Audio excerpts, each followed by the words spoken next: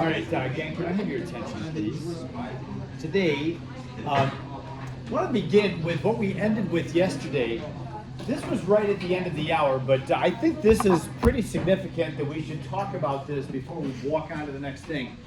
So, yesterday, I had introduced you to the equation that's at the top of the slide. Delta G equals delta H minus T delta S. So, I told you that delta G is called Gibbs free energy. Gibbs free energy is going to give us the total amount of energy that is available from a reaction or some reaction system for doing work. If you have AP biology, you have dealt with delta G. I believe you have to deal with delta G and GBBE as well. So it is a, have you had GBBE, Semvert? Not yet. I'm still doing it. You're still doing it. Anybody had it last year? Do you remember doing delta Gs? You didn't have to do any delta Gs? Okay, I thought you did at some point. Okay, I know you do an AP Bio. Yeah. So there is an advantage of taking the bio class after this class. There's a couple of things that you'll really have a good handle on, like acid-base chemistry. When you talk about acids and bases in bio, it's like, oh, it's really easy. I get that. And I think with delta G that it's good to have that foundation too. Okay, so we were talking yesterday about the melting of ice. If you remember, I told you, hey, imagine that we're in a walk-in cooler and we're watching this beaker of solid water, ice, as it tries to melt. At negative 10 degrees, if the temperature of the cooler is negative 10, the delta G of this process is positive, which means that the process is not going to happen. We'll watch that ice and it just stays as ice. Even though I have a chemical equation written, does not necessarily mean that it's going to be caused to happen. It does not happen because the temperature is going to determine that the delta G is positive the temperature determines the delta G is positive, so it's not going to happen. However, if I have a beaker of liquid water at this temperature, the opposite process will happen. It will happen spontaneously. Anytime you have a positive delta G, that means the reaction, the way it's written, will not happen spontaneously. However, the opposite direction will happen spontaneously. So if I have liquid water, it will freeze spontaneously at negative 10. Down here at positive 10 degrees, the reaction, the way it's written, solid changing to liquid, is going to have a negative delta G.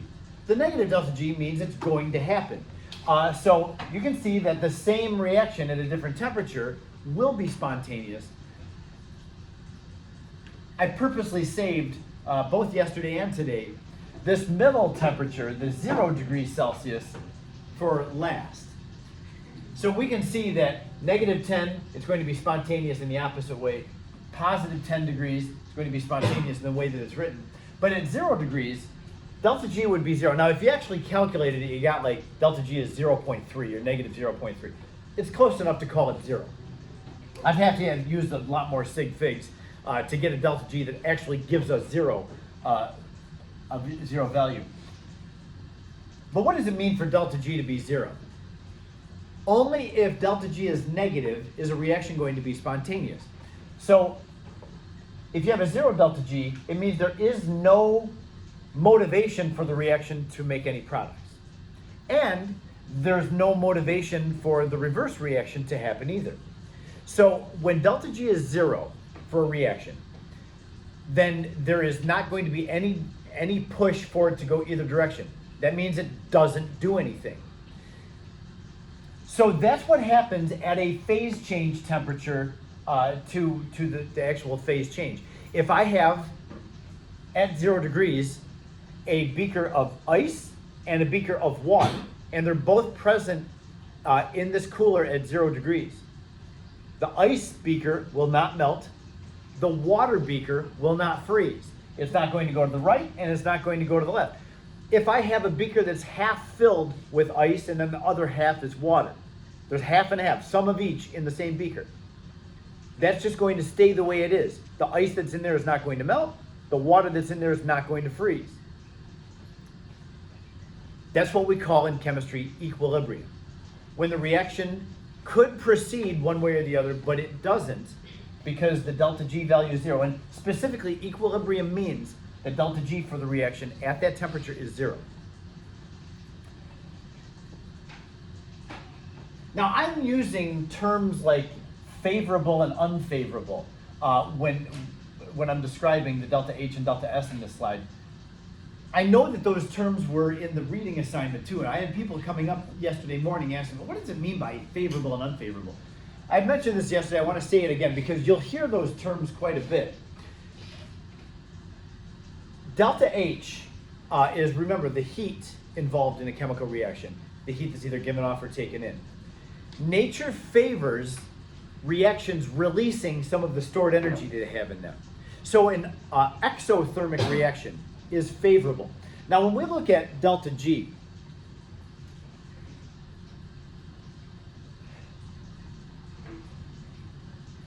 a reaction is favorable if it happens, if it's spontaneous. So delta G being negative is the favored result of the calculation of delta G.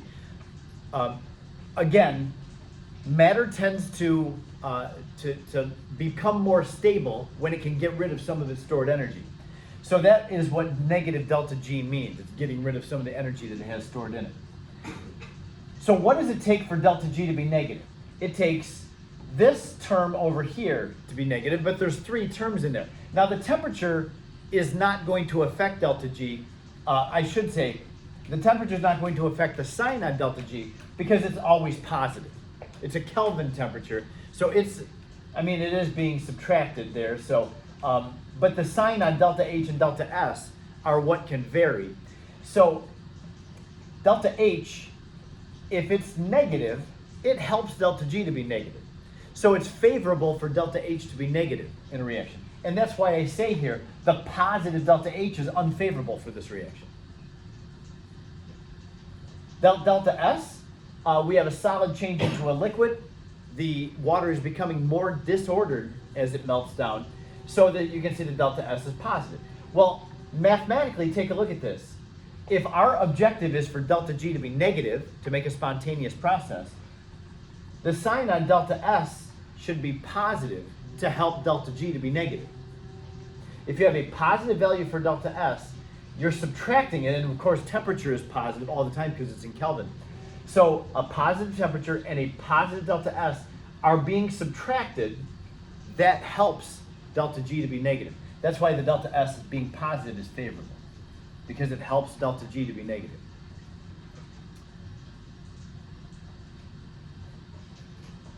I warned you that this test in this chapter has both math and a conceptual component that is, I think, a little bit more tricky for people. That's why we commonly have a high curve on this test. High curve means people struggle with it. As you do the exercises in this chapter, and they're asking you about signs on delta H's and delta S's, pay attention to those. Make sure that you're understanding what it means to have a positive delta S, what it means to have a negative delta S, and understand definitely what the delta H and delta S signs do to delta G, because that's going to come up frequently. We have a weekend here. I would really advise you, spend some time in chemistry. Even though we don't have a test or quiz for a while, I think it would be great if you could knock out some of the chapter 17 exercises in the book well before Thursday. You'll be able to do a lot of chapter 17 exercises by the end of today. And also, we have our chapters 6 and 17 practice tests. I'd knock out all the chapter 6 questions this weekend, so you don't have to worry about that, like you would be redoing them later next week. But boy, that would be really, really helpful. So if you're tired of feeling like what would the word be? When you get a bad test grade back, if you get a 15 out of 32 on a test, if you're tired of that kind of feeling, that sinking like, I worked so hard but I didn't do it. Well, maybe we could try to spread that word, knock that work out earlier, and see if that helps and makes a difference. I think it will. I think if you can identify what you don't understand, it's going to give you a chance to ask me questions rather than asking me the morning before the test. So, yeah, let's see if we can change our luck by changing our habits, not just by hoping for better luck. Yeah, it's a little easier to do that.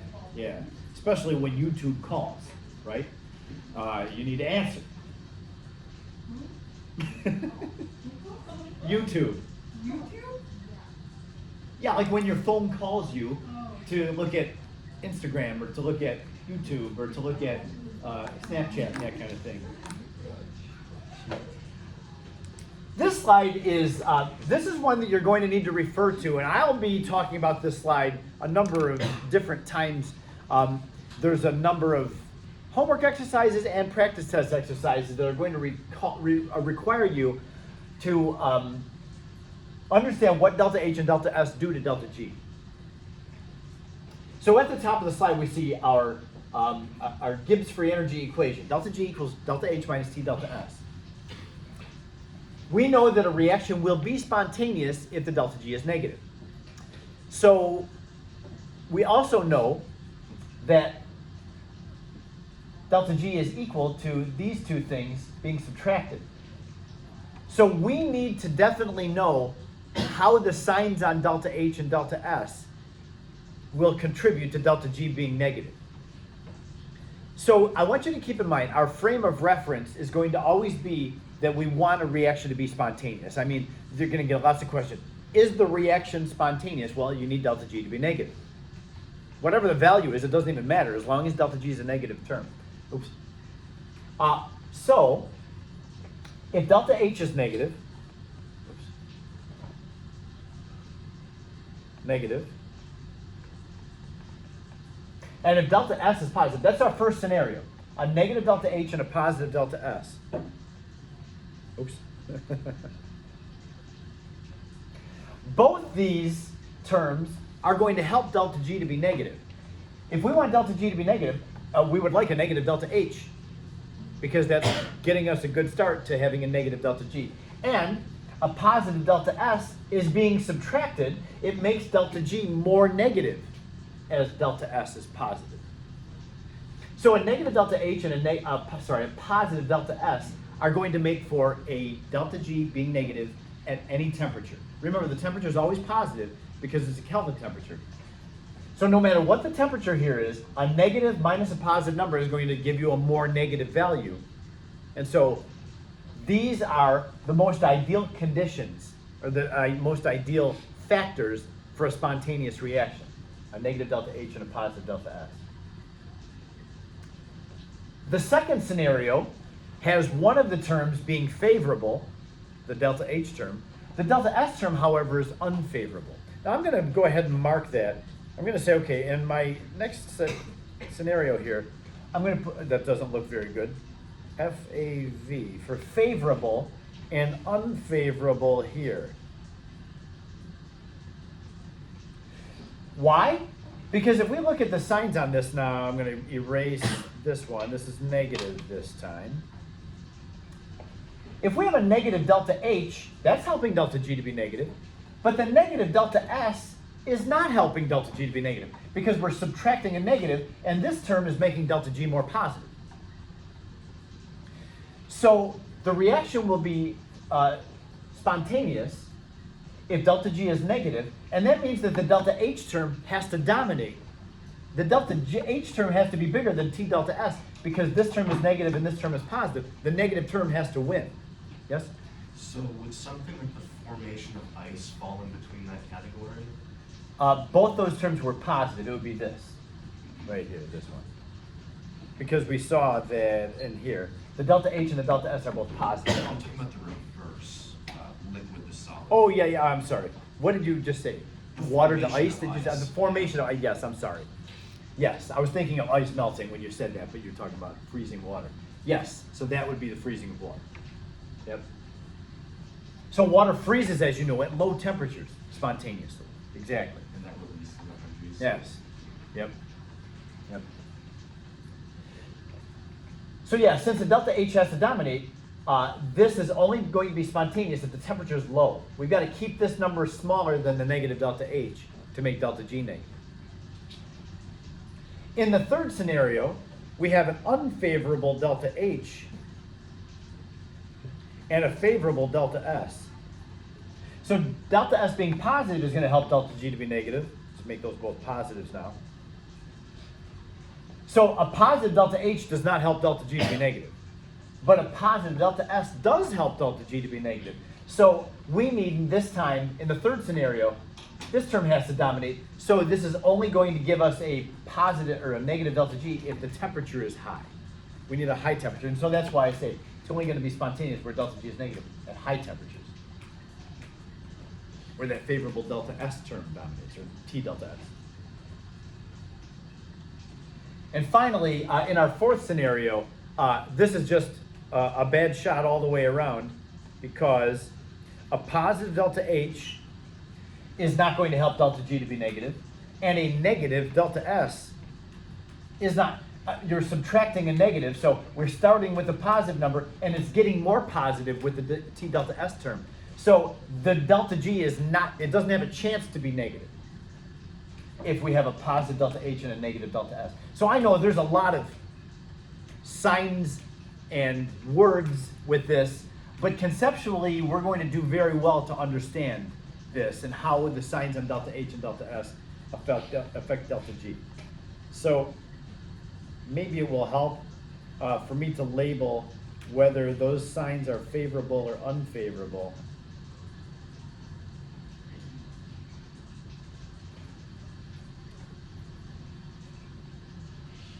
Yeah, so the best scenario for a reaction, if we want it to be spontaneous, is for it to have a negative delta H, so that it gives off heat, and a positive delta S, so that it becomes more disordered. That's the most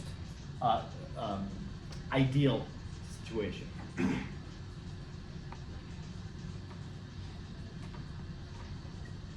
Okay, I do have another comment down here on the bottom of this slide. It does tell us that we can always find delta G for a reaction so we can find delta G using this value, not value, but formula, delta H minus T delta S. If you don't know the delta H's and delta S's, you can use the table values. We have in our thermodynamic data in the end of the book is delta H, the entropy table, and delta G of formation. So there's that too. You can just take the products minus reactants with the delta G values, and you'll get the delta G for a reaction. So that's another way that you can calculate a delta G.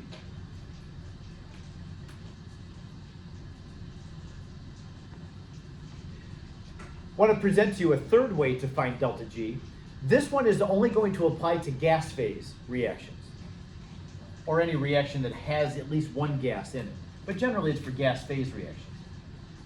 I have 3 boxes on this slide. The 3 boxes each have 10 gas particles in them. Count them if you want to. There are 10 gas particles in each. Which of the 3 boxes there with the 10 gas particles has the most entropy? Or do they have all the same entropy? What do you think? Oh, is it the one at the right? Why? You're thinking this one. Why? Because it's further apart, so there's more molecular randomness. Yes, exactly. There's more possible arrangements of the particles in a bigger container than there are in a smaller container. There's more randomness here. So that's going to mean that this has more entropy. So entropy is affected by the pressure of a gas. And that means that delta G is affected by the pressure of a gas. Now Gibbs is very famous for this formula, delta G equals delta H minus T delta S. This is what he's most famous for. However, he also came up with this relationship, the connection between temperature and pressure and free energy. Now, I know that delta H minus T delta S shows a temperature dependence on delta G, but this is going to show a pressure dependence on delta G. And so this is, like I said with enthalpy also, you can't actually measure how much heat a substance contains inside of it. And in the same way, you can't actually measure how much free energy a substance contains inside of it. So this expression, it is accurate, but it's useless pretty much because we don't have a way of knowing how much energy something has. You can't measure just a G term. You have to have a change. You have to have it either giving off heat or taking in heat around other things to be able to measure a delta G. So just a straight up G means nothing physically. You might write it on paper like we have it on here, but it doesn't really have a physical meaning to it. So we're going to wind up using this to determine oof. It's phlogiston Friday in Chem 1. Oh, remember the days when chemistry was fun? You look forward to chemistry class because your teacher might burn something? Some of you know that feeling. Yeah, and then we come to this class, there's what's that? Yeah, we should. We should be burning stuff. They're having fun next door burning stuff. They don't even know what they're doing. Good idea. I think we should cancel Mondays, like, now, And then just cook stuff. I think that's a good idea. That is a good idea. And then just have like 5. Yeah. Well, come back on Monday and see if I do that.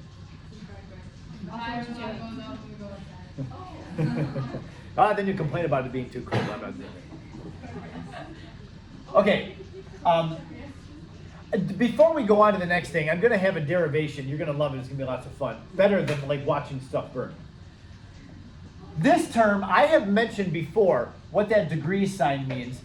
We call it a naught sign, N-A-U-G-H-T. It's like the word naughty, but it's not naughty. It's naught. We would call this G naught. The naught sign means when you see it, it means standard conditions. So I want to remind you of that. This is, oops. Standard conditions. Standard conditions means 1 molarity for all solutions and 1 atmosphere for all gases.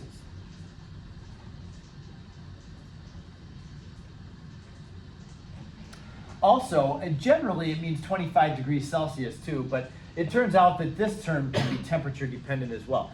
We always find it. You didn't hear that one, did you? It wasn't that loud. Are you kidding me? Did we hear that one? Yeah. Did you? We heard it. Okay.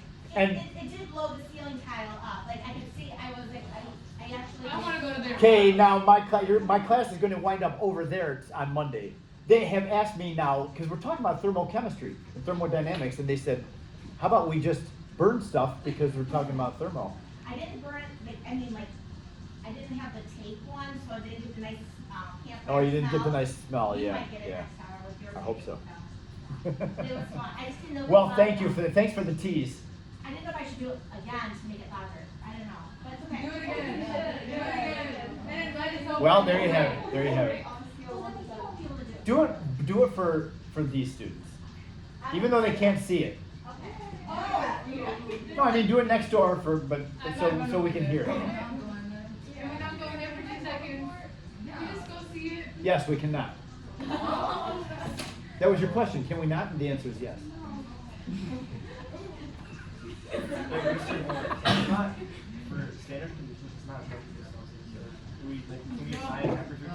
Oh, wait a minute. It is temperature dependent. When you're dealing with thermodynamics, the standard thermodynamic temperature is 25 degrees Celsius. It's so frustrating because thermodynamics really is a physics topic. Physics people actually got one right for once. They're normally just do stuff weird and live in their own world, but they got it right. Chemists should not have chosen 0 for standard temperature. That was totally dumb. But we're stuck with it now. But yeah, in thermodynamics, when you're using this, when we talk about standard temperature, like that naught sign, it means 25 degrees Celsius. So anyway, before I was interrupted by cool chemistry next door, I was writing that you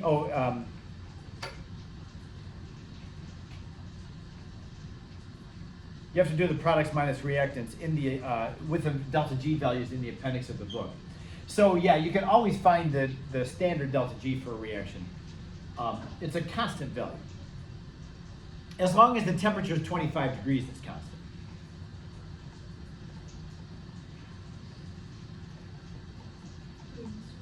Yes. Oh, the G standard. The G standard. Standard conditions means all your gases are at 1 atmosphere. So yeah, the entropy is only standard in one of these. It can't be standard in all of them because it's the same number of particles but different volumes. So the pressure is different for each of these. The pressure has to be 1 atmosphere for it to be at standard conditions. So it's a very particular set of conditions. Yes? So doesn't the book only give the delta G naught? Yeah, it gives delta G naught. So Yeah. what do we use for the ones when it's not delta? We're not. We're never going to use this. We're going to use this to derive the delta formula. Okay. So let's do that now. Instead of burning stuff, let's derive an equation. Yes? We're not doing what? A lot of physics? We're not. We don't have a chapter 17 lab. That's good? Because you would make us do this. No, I wouldn't. Yes, you I don't would. have you derive equations in labs. It's a good idea, though. No, no thank you. Okay. I have this equation. This is the production of ammonia. We'll use ammonia a lot in this class. NH3 is ammonia. You know that NH4 positive is the ammonium ion. NH3 is just ammonia. Arkina? Yes, anytime you have an R value, when it has to do with thermodynamics and energy, it's always 8.31. So in this, the R is 8.31 joules per mole Kelvin. Yeah, for the entire chapter, you're going to see lots of R's, and you're going to do a lot of problems that involve R. You're going to use this R every time. Thank you for asking that. Yep. Okay. So, 2 things about this chemical equation. The reaction of nitrogen and hydrogen combining to make ammonia. Simple reaction, synthesis reaction. It's a gas phase reaction. The reactants and products are all gases. That's something that's helpful for us. And the fact that not all the coefficients are 1s is going to be helpful for us as well. Now, here's another comment that I would want to make. I don't remember if I said anything about this before. I think I did. You see an ln term, and I did when we talked about the Boltzmann equation that had an ln term. Those of you that are in Algebra 2 this year, I'm not going to ask you to raise your hands and tell me you're in Algebra 2, but I know that, I assume that there's some of you that are in Algebra 2 this year. You have not done logs yet. You will do logs in the 2nd semester of Algebra 2. If you're in pre-calc or in calc, you have done logs, and so you will be familiar with this. I'm going to just teach you enough to get you by with logs so that your algebra teacher can really have the pleasure of teaching you all about logs. If you learned about logs and hated it and hated every moment of it when you were in your math class, I do want you to know that the more you do with logs, the more you're going to appreciate them. It may take you a couple years of using them to start appreciating them, but where the first time you learn about logs, you probably didn't like it very much, and that's just an assumption, because some people just love math and love everything about math. But you may be among a majority of people that think logs are a drag. You're going to find that there's a lot in this class and in physics and chemistry as a whole that has to do with logs. You have learned already in first semester, whether you remember or not, I don't know, the pH scale is a logarithmic scale. I mean, we learn about logs in math for a reason, because we use it a lot in science, a lot. You use logs some in business as well. So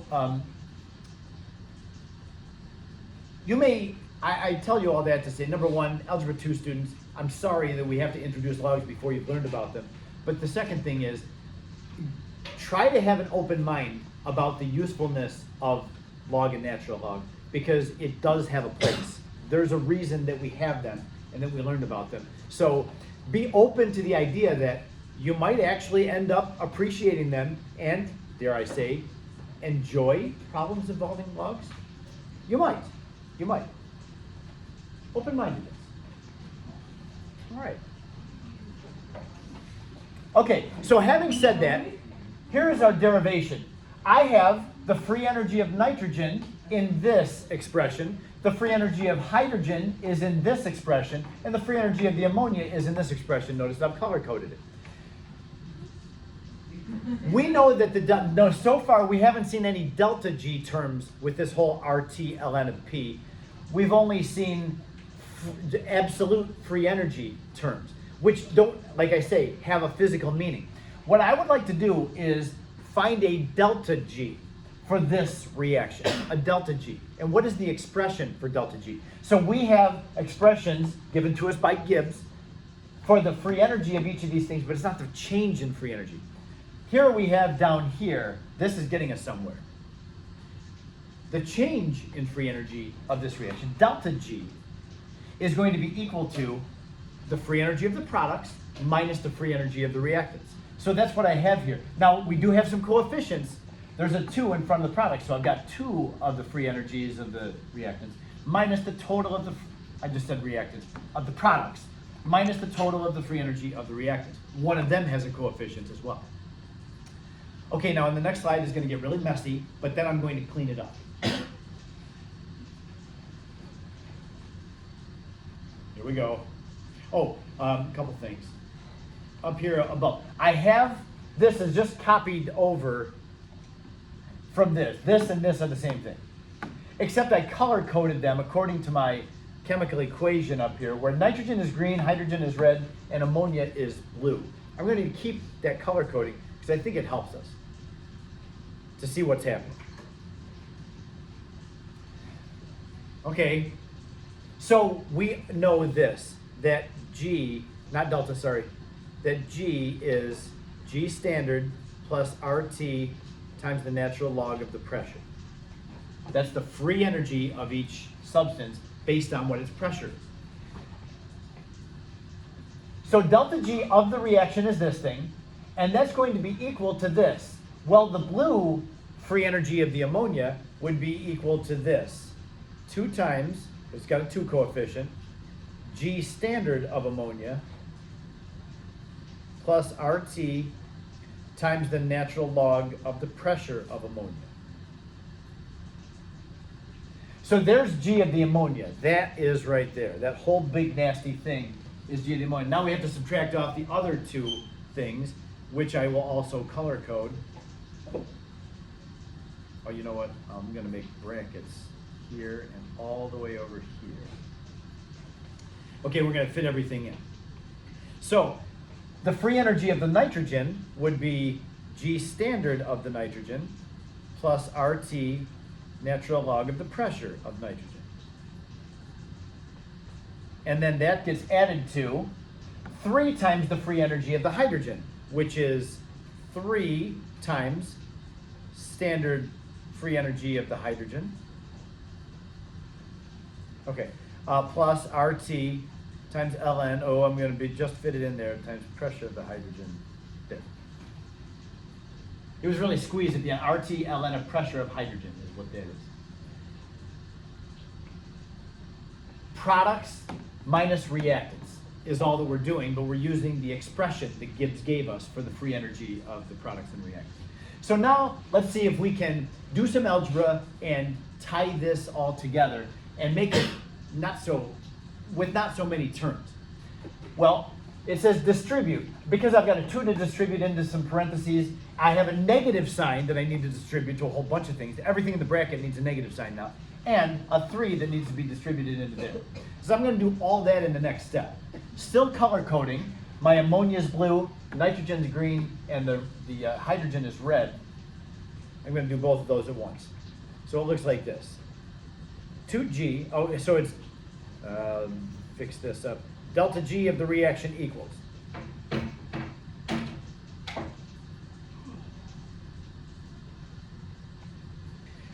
Distribute the 2 in the blue. 2G standard of NH3 plus 2 RT natural log of the pressure of NH3. I'm writing it kind of small because I'm going to run out of room if I don't.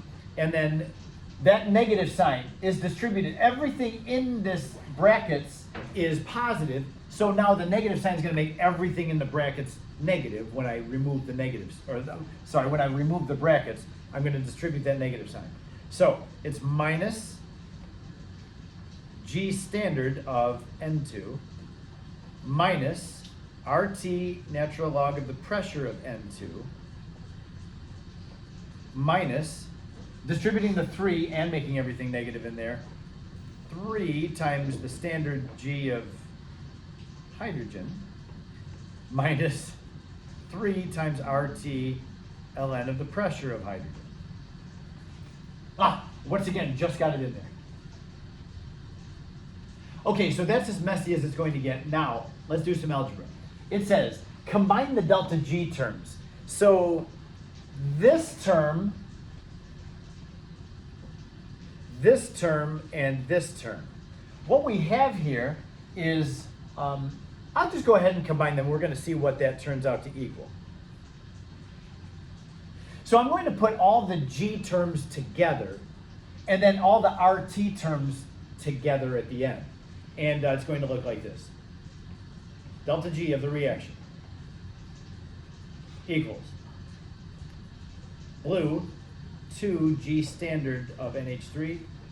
Remember, I'm keeping the G terms together now, so I'm going to grab the green G of N2. It's getting subtracted, minus G standard of N2. And then I'm going to grab the G standard of H2 in red, minus 3G standard of H2. Okay, and now the RT terms, let's get those in as well. So those will come at the end. So it's plus 2 RT natural log of the pressure of H3. And then the green minus RT ln of the pressure of N2. And then the red minus 3 RT ln of the pressure of H2.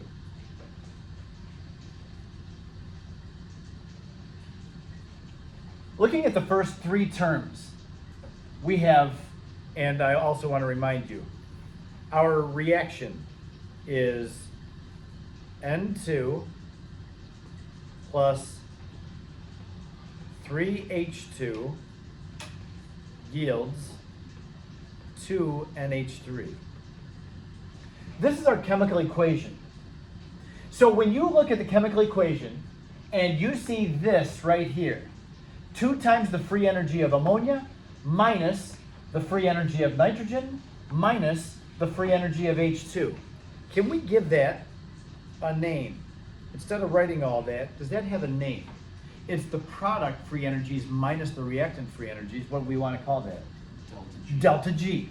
Now notice that they're all standard conditions, so we're going to call that delta G standard. So that, what's underlined here or grouped together, that now is just replaced with delta G standard. It's the products minus the reactants of the free energies. Okay, now it tells us what to do over here. Factor out the RT. The other terms all have an RT in common. It's all they have in common. There's some coefficients and some don't have coefficients. So we're just going to go ahead and factor out the RT. So it's going to be like this. Delta G is that whole first part plus RT times the quantity. Now when I've pulled an RT out of this, I still have 2 times the natural log of the pressure of NH3 minus,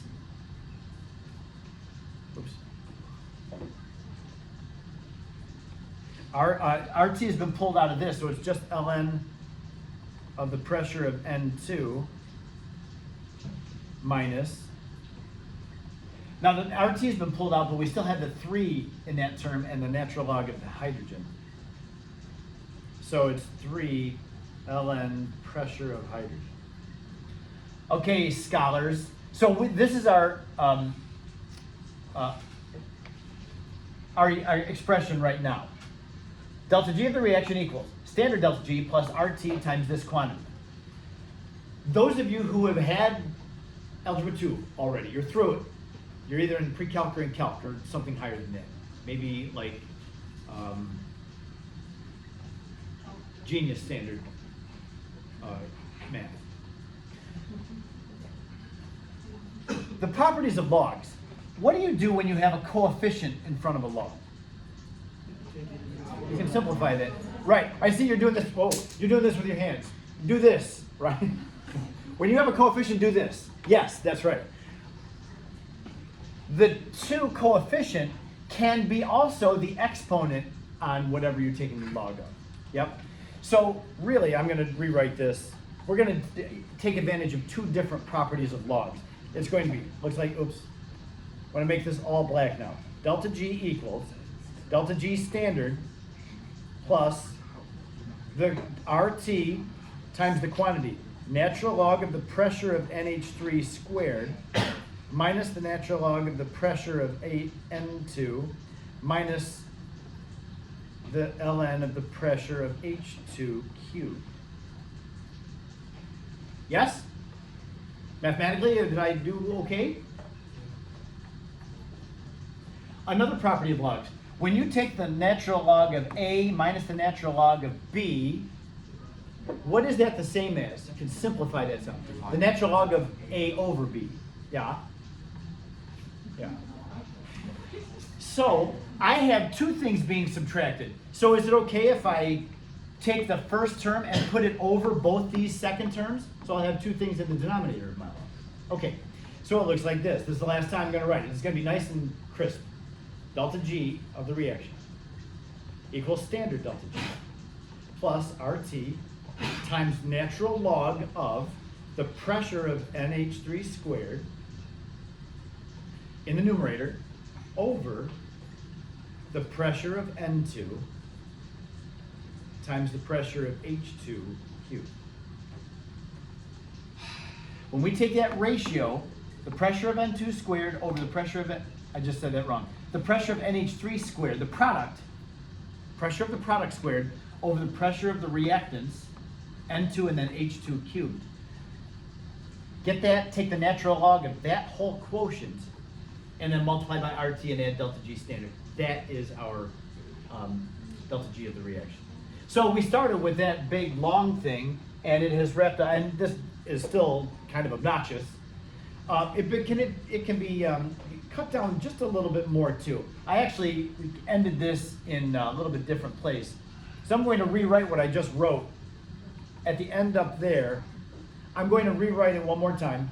Delta G equals delta G standard plus RT, natural log of the pressure of NH3 squared over the pressure of N2 times pressure of H2 cubed.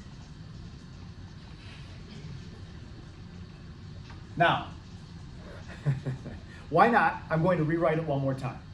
But this time, I'm going to replace this entire term in the parentheses that we're taking the natural log of. I'm going to replace that with just a single letter called Q.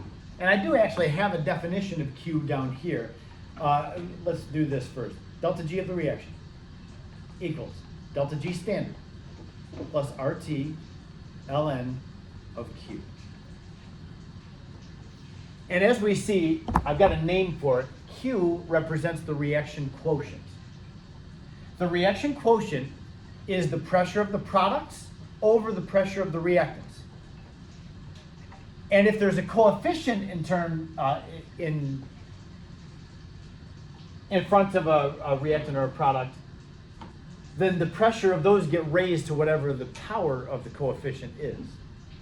So that's why the NH3 is being raised to the second power and the H2 is being raised to the third power. See that? NH3 is to the second power, H2 is to the third power. That's from the coefficients. So the reaction quotient is always products over reactants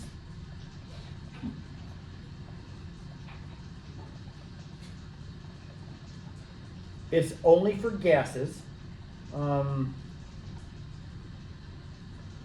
I'm gonna just, we have only been talking about gases, but I'm going to say only for gases and aqueous substances. This does not apply to liquids or solids. So if you have a liquid or a solid, it does not become part of the Q. It's just gases and aqueous things.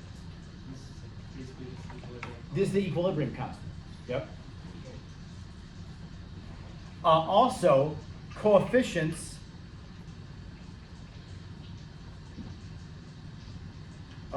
get raised to exponents.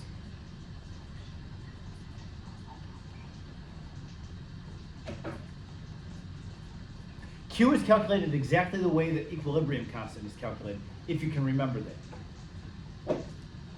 I think we all did a little equilibrium in the first year chemistry class, and it's okay if you haven't, because we're going to be talking about equilibrium and bringing it in.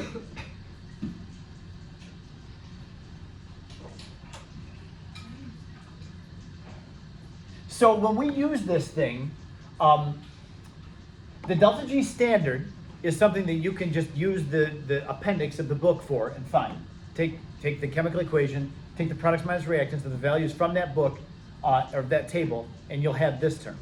The R, of course, is a constant. The temperature will always have to be given to you, and then you just have to know what the pressure of the products and the reactants are.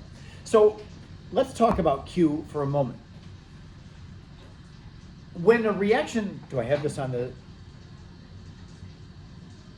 yeah, I'm going to rewrite the chemical equation. Nitrogen plus 3 hydrogens yields 2 NH3s. Go to the next slide with me and let's finish this off. It's about time to go.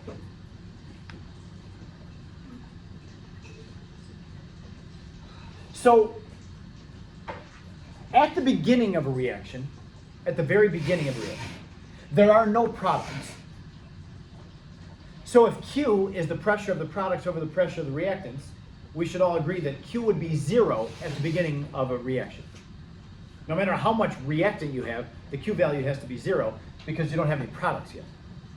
So as the reaction proceeds and produces products, Q is going to change.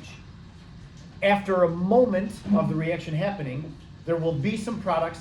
The reactants amounts will go down because they're getting used up, and Q is going to start to increase. And as the reaction goes and goes and goes, the Q goes up and up and up. If the reaction goes to completion, the Q value approaches infinity. So throughout a reaction, Q starts at 0, and if the reaction goes all the way, the Q will become infinity. Because you will run out of one of your reactants, which will make a 0 in the denominator, right? And as you approach 0 in the denominator, the Q value approaches infinity. So Q is changing. Q is changing. It's continuously changing as the reaction proceeds. That's what I'm saying here. Now I'm going to get to the idea of equilibrium, what it means for a reaction to get to equilibrium, but we're out of time. We'll have to just pick that up on Monday.